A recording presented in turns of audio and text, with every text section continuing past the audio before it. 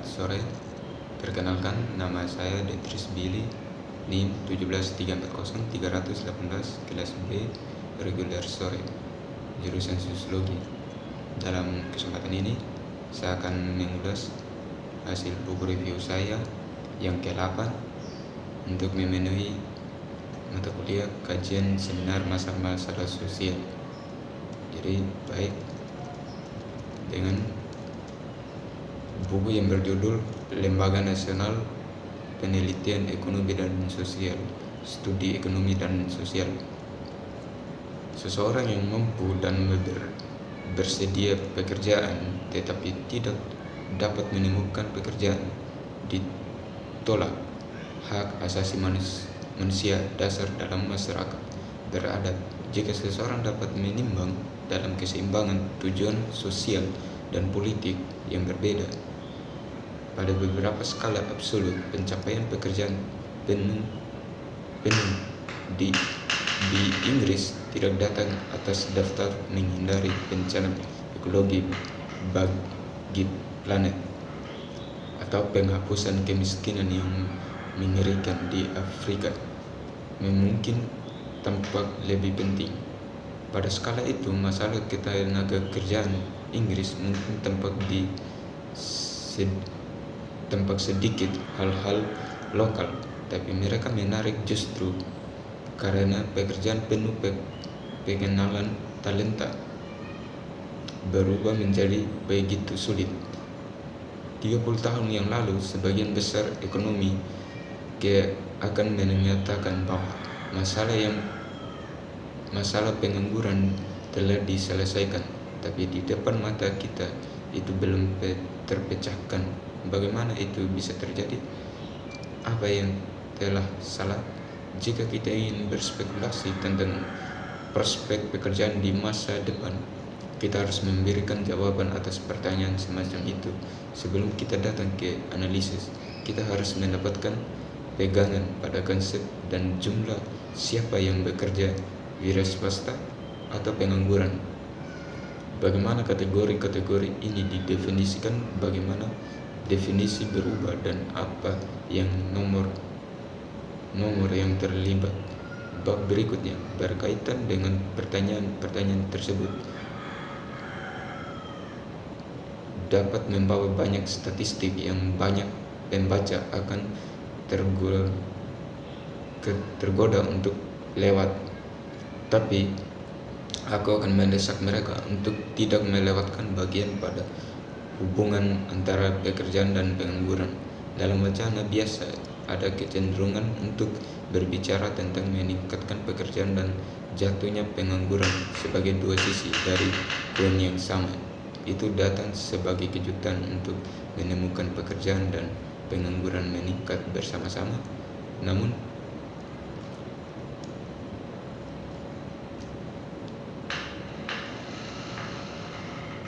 perilaku paradoks ini cukup umum jika ada tren peningkatan dalam pekerjaan, seperti telah jelas di Amerika Serikat. Untuk waktu yang lama itu hanya membutuhkan lambatnya tingkat kenaikan pengangguran adalah perubahan definisi yang telah ada banyak untuk pengangguran dalam beberapa tahun terakhir di Inggris. Dalam diskusi teoritis, salah satunya adalah untuk menempatkan reservasi ini di belakang pikiran seseorang, dan untuk berbicara tentang pekerjaan dan pengangguran berubah sebagai gambar cermin.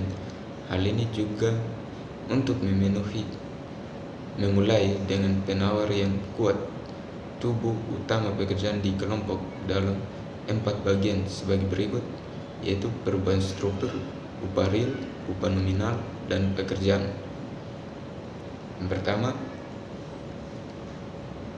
kebijakan makroekonomi, dimensi internasional. 3 terakhir bagian-bagian utama mendekati penentu pekerjaan dan pengangguran. Dalam hal makroekonomi, maka berurusan dengan agregat seperti total pekerjaan dan pengangguran, ekspor dan impor, pendapatan dan output nasional, dan tingkat inflasi. Ini adalah pendekatan yang dapat ditemukan dalam buku teks dan artikel di surat kabar berkualitas secara implisit. Pendekatan ini memperlakukan tenaga kerja dan modal atau ekspor dan impor seolah mereka adalah total unit homogen. Dalam pendekatan strukturalis, penekanannya adalah pada heterogenitas komponen permintaan dan penawaran. Pria dan wanita dipekerjakan penuh waktu atau paruh waktu, khususnya perusahaan industri. Jika ada perubahan spontan dalam pola permintaan atau jika produk baru atau proses baru diperkenalkan, perusahaan harus beradaptasi dengan perubahan, dan begitu juga pekerja. Di beberapa sektor, kekurangan tenaga kerja akan muncul sementara di lain akan ada surplus. Agar celah-celah untuk menutup lagi pekerjaan yang terlantar dari perusahaan dan industri yang menurun harus di mana pekerjaan baru berbeda. Kedua, perubahan struktur. Dalam makroekonomi output dan pekerjaan, keadaan seni secara implisit diambil seperti yang diberikan. Dalam jangka panjang, bagaimanapun jelas bahwa perubahan dalam keadaan seni, artinya inovasi dalam barang dan jasa, memiliki pengaruh yang kuat pada pola pekerja dan volume pekerjaan. Pada bagian ini kita menjelajahi berbagai dampak perubahan pada ketenaga kerjaan. Yang paling terus berlanjut sumber perubahan struktural dan industri adalah teknologi baru yang merupakan subjek pertama tinjauan singkat menunjukkan bahwa teori ekonomi mengakui kemungkinan pengangguran teknologi yang berlangsung lama.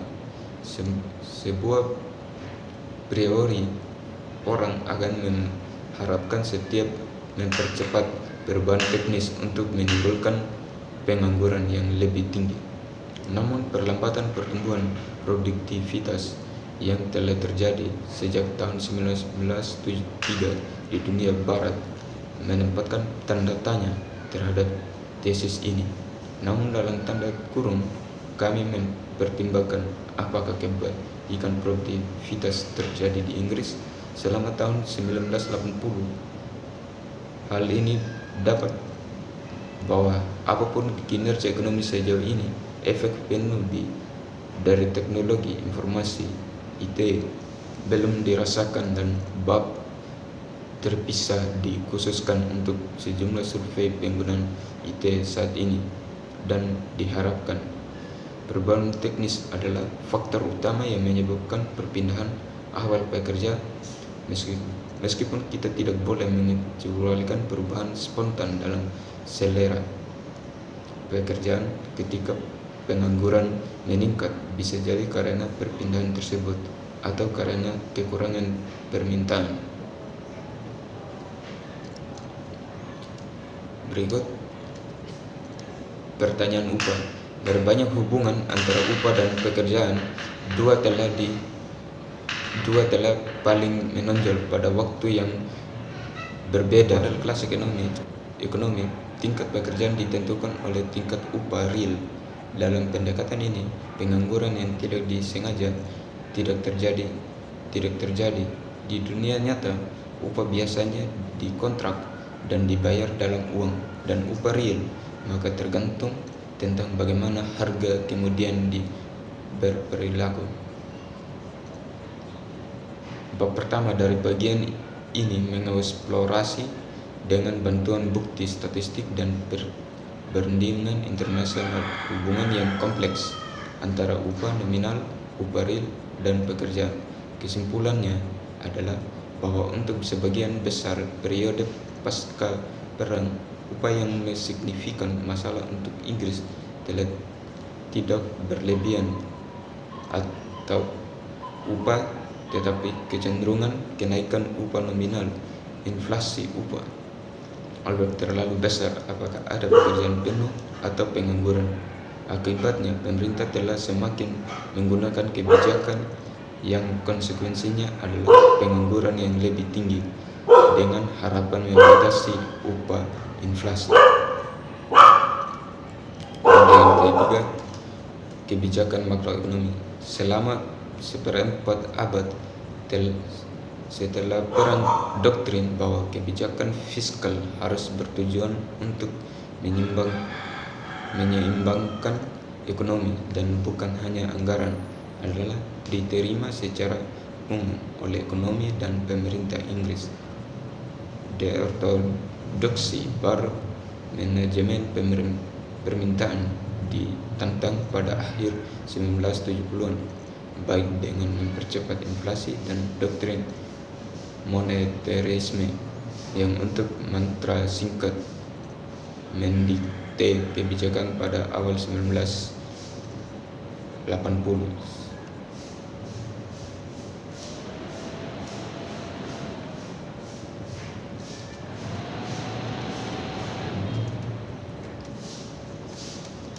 Di mana ia bekerja juga berubah di bawah sistem Bretton Woods.